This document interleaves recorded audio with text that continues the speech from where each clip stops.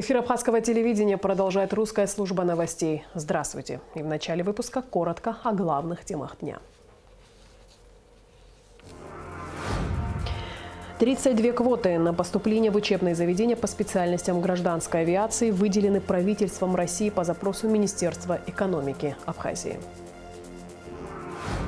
Жители многоквартирного дома по улице Аяйра, 28 считают, что строительство трехэтажного объекта во дворе дома нарушает их права. Благотворительный фонд абхазского языка имени Баграта Шинкуба подвел итоги работы.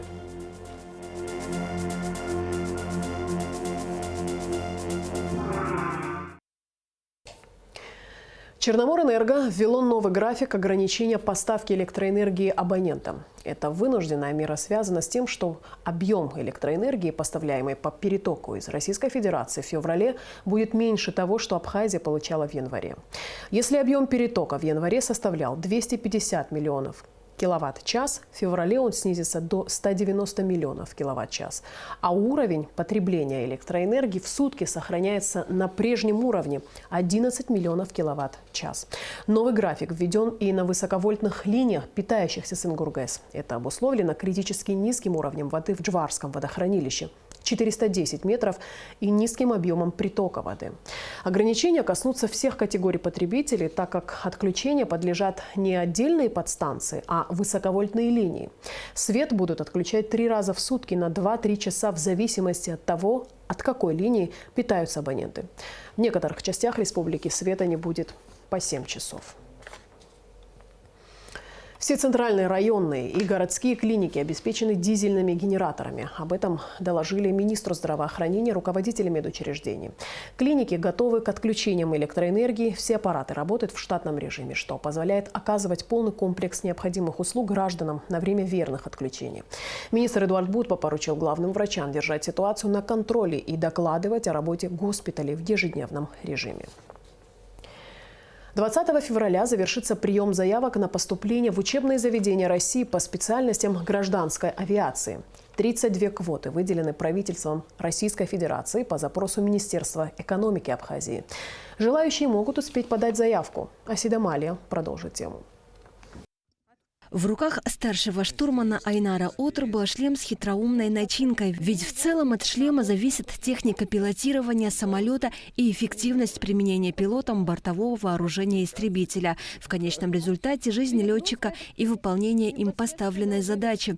А еще защитный шлем должен обезопасить пилота при катапультировании. На самом деле нужен 1% таланта и 99% труда. Трудиться нужно и день, и ночь, не покладая рук, первое. Второе, физическая подготовка должна быть на высшем уровне, потому что без здоровья в воздухе делать нечего вообще. Айнару Отрба было 16, когда он поступил в Краснодарское высшее авиационное училище летчиков. Вспоминает, что выбор профессии был осознанным и несомненным. Возможность получить образование в, пожалуй, единственном в России училище летчиков появилась благодаря лимитам для абхазских абитуриентов.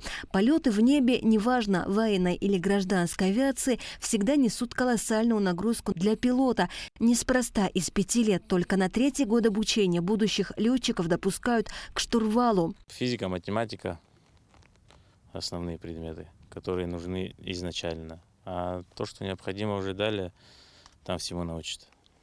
Рисков исключать нельзя, потому что летная работа всегда связана с рисками. И это в первую очередь подготовка к боевым действиям. Чтобы тебя не сбили в первом же бою, надо головой крутить на 360 градусов. Представительство Россотрудничества в Абхазии ежегодно предоставляет квоты абхазским абитуриентам по разным специальностям.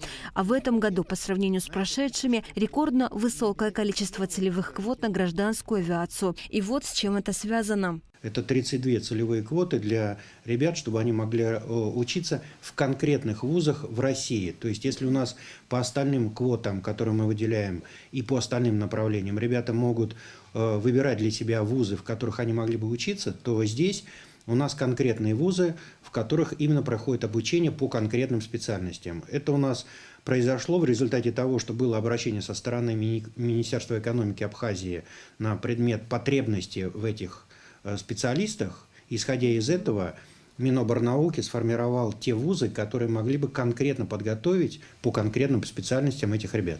По словам главы Россотрудничества, прием заявок на получение высшего и среднепрофессионального обучения осуществляется в течение 2 месяцев, а 20 февраля прием заявок завершится. Заполнить анкету можно онлайн на сайте Education in Russia. После проверки первичных документов будет назначена и объявлена дата экзамена, который пройдет в дистанционном режиме. По Росавиации есть как высшее образование, то есть это ребята могут поступать на бакалавриат и на магистровские программы. И также у нас есть 14 квот по среднепрофессиональному образованию. То есть это ребята после 9 класса могут поступать в колледжи. На сегодняшний момент у нас уже подано более 90 заявок. Вот. Правда, у нас 110 квот, из них, как я сказал, 32 целевые квоты. Что касается вот этих целевых квот, то здесь у нас есть такой небольшой нюанс, так как это целевые квоты, мы, к сожалению, если скажем, на них мы не набираем, мы не можем ребят перебросить на другие высшие заведения. Поэтому, если мы не набираем, то мы, к сожалению, эти квоты потеряем. После 20 февраля ребята будут оповещены, кто будет приглашен на эти тестовые испытания. Заявка от Министерства экономики на получение 32 квот в сфере гражданской авиации по различным направлениям связана с планами на перспективу. В последнее время о реконструкции Сухумского аэропорта активно заговорили на государственном уровне и провели ряд важных встреч. А на платформе 10-го российского форума «Деловое сотрудничество России и Абхазии», прошедшего в феврале 2022 года, уже обсуждались подробности реконструкции Сухумского аэропорта. ЮРСА этот код Сухумского аэропорта как ключ, открывающий двери для регулярных международных воздушных полетов. Подготовлены специалисты в сфере аэронавигации, технологии транспортных процессов, технической эксплуатации транспортного радиоуправления, обслуживания летательных аппаратов, технологий транспортных процессов и других дадут возможность и для собственного развития. Летчику нельзя без неба, говорит Айнар Оторба. Сейчас он, как и другие его коллеги, работает в авиации на базе аэропорта. С 2019 года аэропорту придали статус совместного базирования, и поэтому аэродром находится в совместном использовании гражданской и государственной авиации. Открытие аэропорта в целом было бы свежим глотком воздуха не только для сферы экономики, но и для самих же специалистов, чьи знания обязательно пригодились бы, тем более, что таковыми мы обладаем. Асида Мали, Алексей Быструков, Абхазское телевидение. Сотрудники милиции продолжают профилактические рейды в рамках мероприятий «Безопасный город» и «Безопасный район». Об этом в материале пресс-службы МВД. 426 административных правонарушений выявлено сотрудниками милиции в результате рейдовых профилактических мероприятий «Безопасный город» и «Безопасный район» 31 января. Данные мероприятия руководство МВД проводит с целью выявления правонарушений на дорогах страны. Комплекс данных мер осуществляется с применением ротации кадров. Сотрудников восточных районов органов внутренних дел направляют в западные районы. Гагрских и гудаутских милиционеров командируют в Ачимчирут, Куарчал-Гал. Контроль за ходом рейда и работой правоохранителей осуществляет заместитель министра внутренних дел Беслан Чкадуа. По поручению министра Вальтера Бутба особое внимание сотрудники уделяют пристегиванию водителями ремней безопасности. В соответствии с приказом министра внутренних дел в городах и районах Республики Абхазия проводятся профилактические мероприятия, направленные на пресечение административных правонарушений. В своей работе сотрудники госавтоинспекции предупреждают водителей о необходимости использования ремней безопасности, так как это позволяет сохранить жизни в случае дорожно-транспортных происшествий. Управление автотранспортным средством в нетрезвом состоянии влечет за собой штраф 12 тысяч рублей. Отказ от прохождения медицинского освидетельствования согласно Кодексу административных правонарушений влечет за собой 15 суток административного ареста. Таким водителям сотрудники милиции уделяют повышенное внимание ввиду социальной опасности данных правонарушений. Однако, как показывает статистика, граждане продолжают пренебрегать предупреждениями правоохранителей. В ходе рейдовых мероприятий ежедневно сотрудники выявляют случаи вождения в состоянии алкогольного и наркотического опьянения. В ходе проведения профилактических мероприятий в городах и районах Республики Абхазия сотрудниками госавтоинспекции было выявлено 426 административных правонарушений. Из них 57 административных правонарушений за управление транспортным средством в нетрезвом состоянии и 47 административных правонарушений за использование тонированной пленки. Министерство внутренних дел обеспокоено сложившейся ситуацией на дорогах Республики Абхазия. Госавтоинспекция будет уделять особое внимание водителям, управляющим транспортным средством в нетрезвом состоянии, так как это недопустимо. Сейчас мы ограничиваемся предупреждением водителям, управляющим транспортным средством без использования ремней безопасности. Но далее такие водители будут привлекаться к административной ответственности. Параллельно с патрульным и стационарным контролем сотрудники осуществляют постоянный мониторинг камер, установленных на республиканской трассе. Кроме того, правоохранители уделяют внимание социальным сетям и мобильным платформам, где нередко появляются видео, на которых молодые люди грубо нарушают ПДД, создавая угрозу своей жизни и жизни других участников дорожного движения. Так, сотрудниками милиции установлен водитель автомашины БМВ, грубо нарушающий ПДД во время движения по республиканской трассе.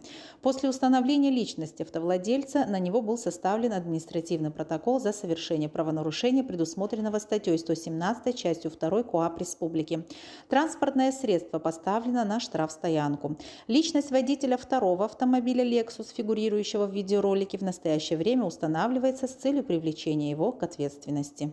Усиленные рейды сотрудники милиции продолжат далее, работая в ежедневном режиме. МВД напоминает, что сотрудники милиции не гонятся за цифрами и повышением статистики. Основной целью проводимых рейдовых профилактических мероприятий является снижение количества дорожно-транспортных происшествий, минимизация нарушений ПДД и обеспечение безопасности всех участников дорожного движения.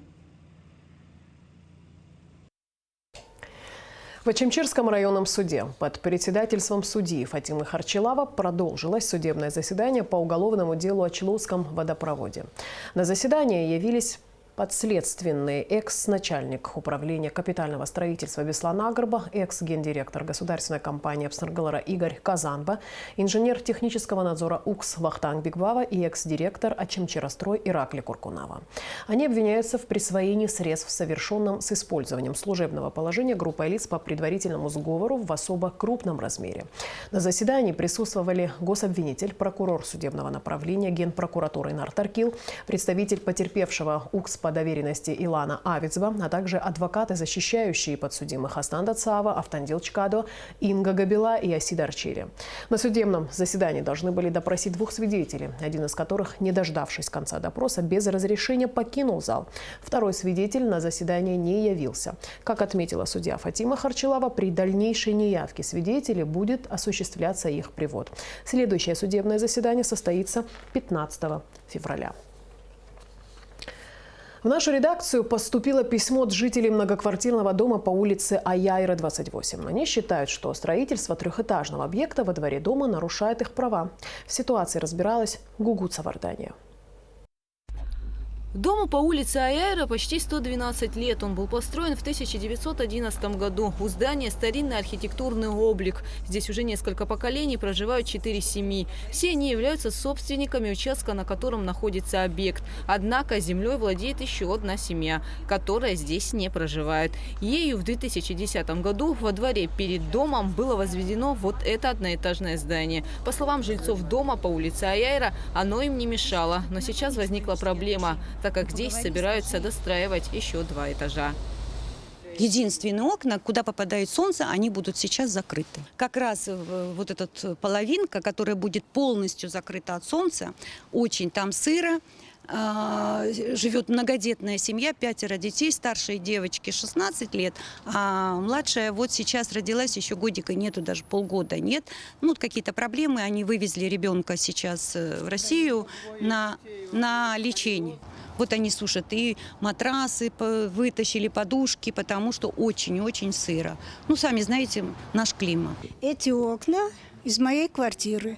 Это единственные окна этой квартиры. Если тут будет построено здание, значит, к нам свет проходить не будет. Все. Ситуацию усугубляет сырость и колодец, который находится во дворе, говорят жители дома. Совсем недавно они обратились в столичную прокуратуру и администрацию города с жалобой. При этом стороны не пытаются обсудить возникшую проблему. Члены семьи строящегося объекта отказались от комментариев на камеру, но в телефонной беседе пояснили, что не считают, что нарушают какие-либо нормы строительства, и вся документация у них в порядке. По их словам, все это время они поддерживали соседей по двору, помогли поменять крышу, кроме того, вывезли мусор со двора. Имеет ли строительство трехэтажного здания законное основание, нам прокомментировала главный архитектор столицы Светлана Шаменкова. Вот передо мной лежит документ обращения жителей проспекта Аяйра, 28. Он датируется 12 января 2023 года о том, что рядом с их домом происходит самовольное строительство. Подняв документы, выехав на место и посмотрев еще раз то, что там происходит, мы дали жителям ответ, что строительство, надстройка дополнительных помещений над существующим торговым объектом выполняется в соответствии с тем распоряжением, которое издала администрация города Сухум. Распоряжение о разрешении строительства этого объекта было выдано 28 сентября 2022 года.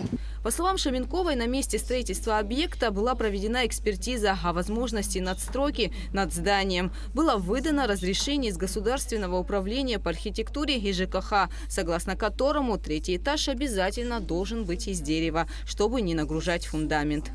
Заказчик обратился к архитекторам. Архитекторы составили проектное решение. Это проектное решение было утверждено мною как главным архитектором города. И выдано разрешение о надстройке дополнительных помещений.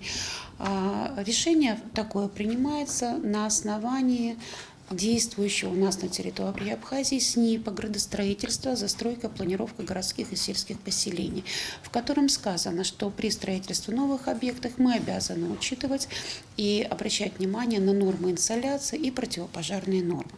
Расстояние этого объекта до жилого дома, жители которого обратились к нам с жалобой, составляет 9 метров.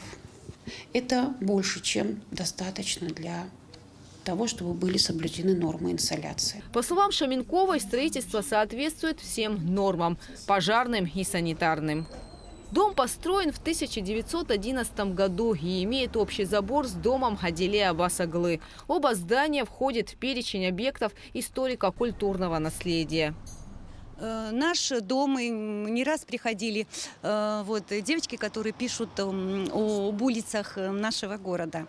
И снимали вот эти наш козырек, мой балкон. На балконе у меня там до сих пор есть 1911 года постройки. Моя семья и семья моей соседки живет в этом доме с 20-х годов прошлого века. Соседка, вот видите окна, это Аделе Аббас Аглы. Это дом – памятник архитектуры. При этом, как утверждает Шаменкова, новая постройка не будет нарушать никаких границ. За этим домом закреплен земельный участок и выдан государственный акт на землепользование.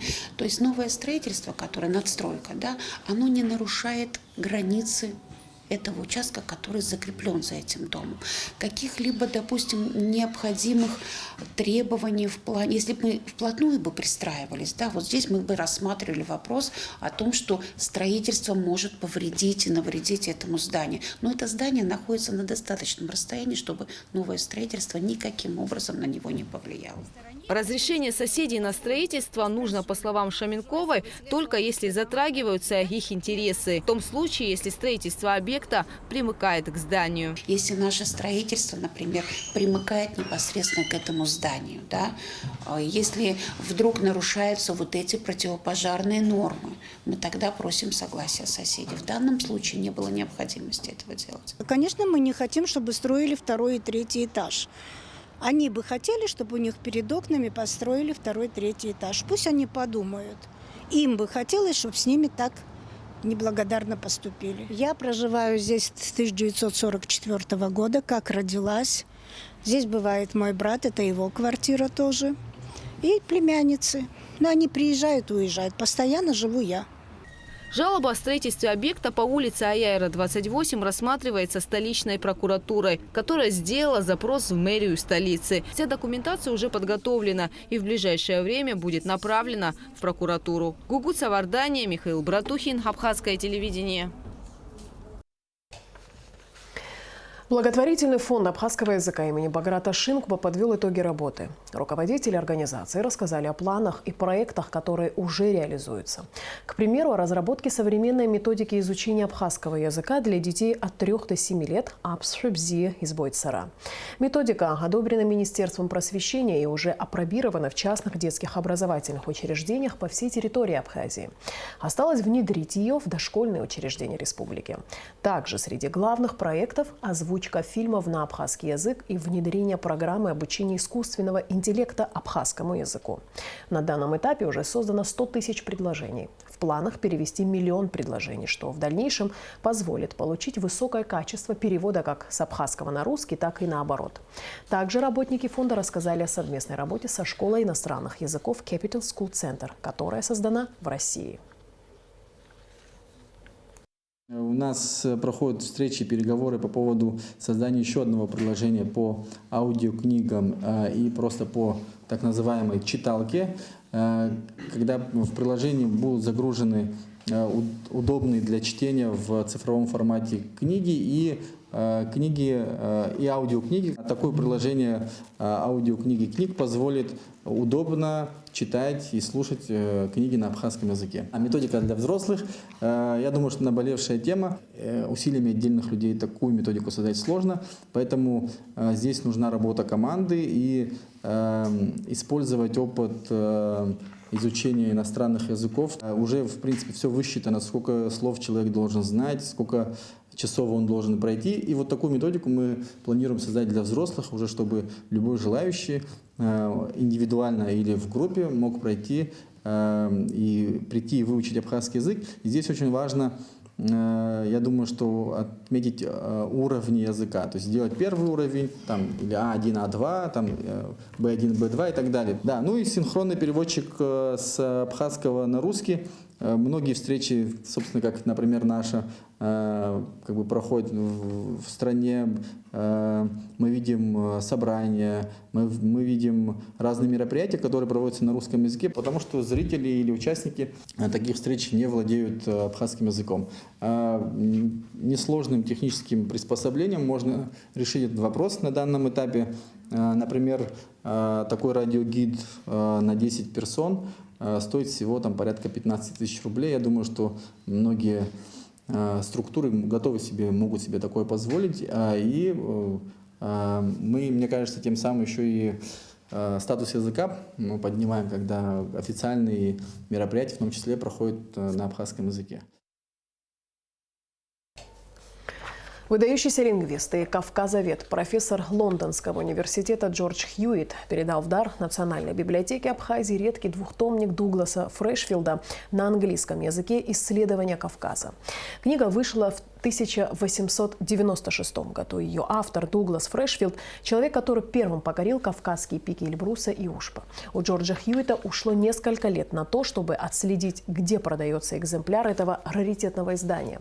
Во втором томе книги содержится глава, которая называется «Одиночество Абхазии». В ней говорится о стране, из которой ушло население как раз после Махаджирской трагедии.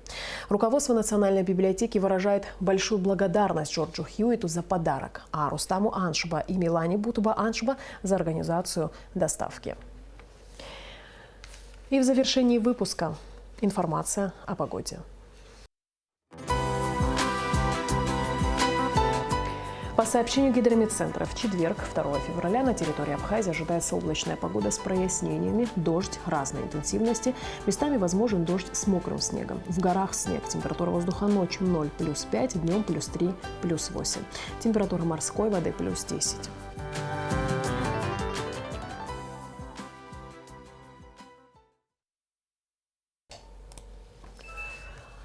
На этом наш выпуск завершен. Я с вами прощаюсь. Абхазское телевидение продолжает свою работу.